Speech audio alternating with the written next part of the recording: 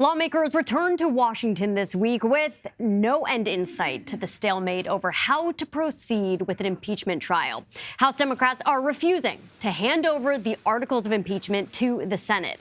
They say Republicans need to ensure a fair trial first by allowing access to documents and additional witnesses.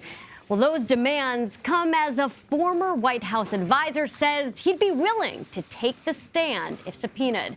House Speaker Nancy Pelosi seized on that announcement. She tweeted, quote, "The president and Senator McConnell have run out of excuses."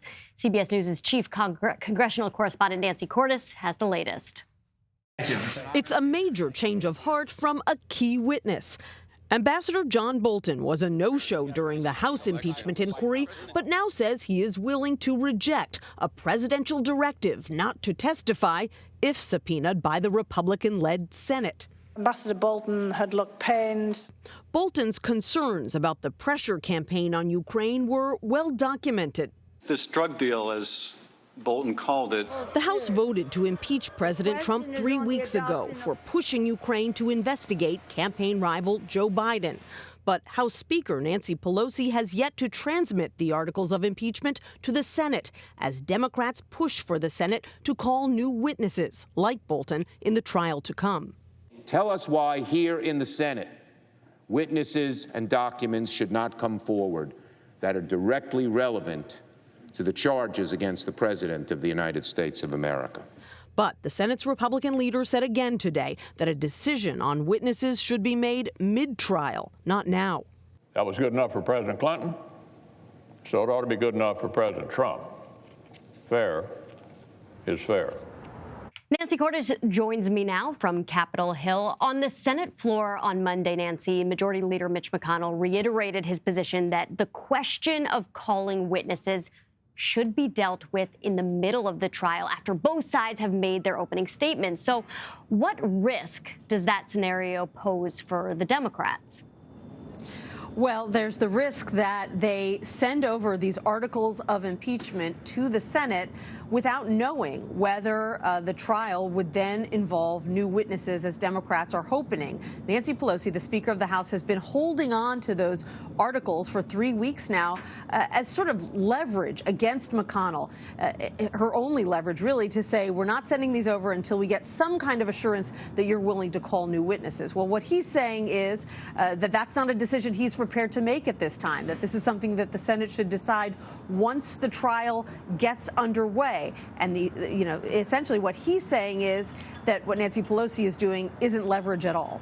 And Senate Republicans have repeatedly said that Democrats have a weak case against the president. Does former National Security Advisor John Bolton's willingness to testify now undercut their argument? Well, it certainly shows that there is more evidence out there that has yet to be viewed because the White House blocked all these documents from being handed over, because the White House blocked so many key witnesses from testifying. Now, we don't know what Bolton will say. He could say something that's quite favorable to the president. As John Cornyn, who's a Republican senator from Texas, pointed out on a radio show today, there's every possibility that Bolton will get up there to testify, and he could say, well, look, I didn't like what the president was doing, but I felt that he had every prerogative to do it as president of the United States.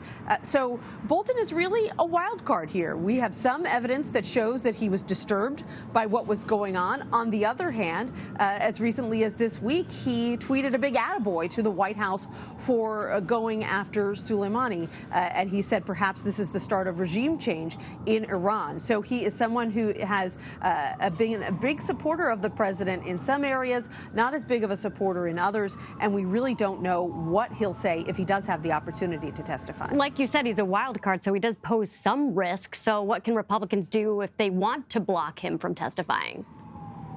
Well, in order to have Bolton or anyone testify, you'd need one of two things to happen. Either Republicans and Democrats negotiate some sort of agreement laying out who will testify, perhaps a certain number of witnesses that are chosen by each side, or you'd have to have 51 votes in the Senate to call up any particular witness. So in order to get Bolton to testify, what Democrats who are in the minority in the Senate need is for Republicans to side side with them. And interestingly, a number of Republicans told us today they might be interested in hearing from Bolton, they're kind of curious what he saw and what he heard, and that perhaps it won't be bad for the president. Perhaps it'll be good for the president, but no official determination yet by any of those Republicans that they would break from the Senate's Republican leader if he comes out and says at some point he is not interested in calling any new witnesses, that should have been done by the democratically led House, and that he's not going to do the House's work for it. And switching gears now, obviously both sides are going to be putting their own spin on the president's handling of the tensions with Iran. But does the escalation of this conflict actually have any impact on the impeachment process?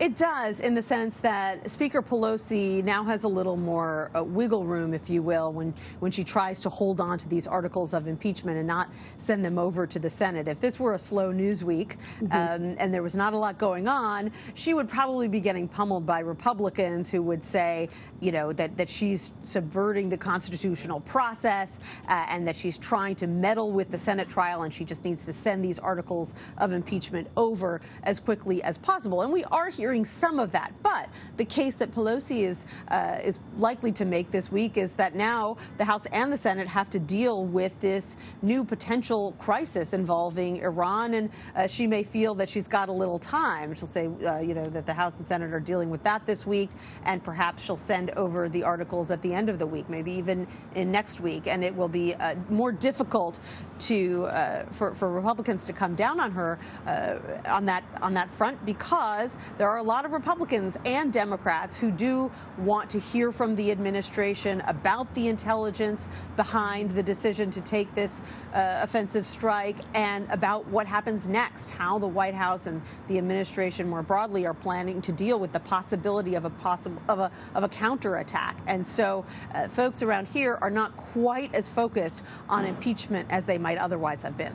Nancy Cordes, thank you. You're welcome.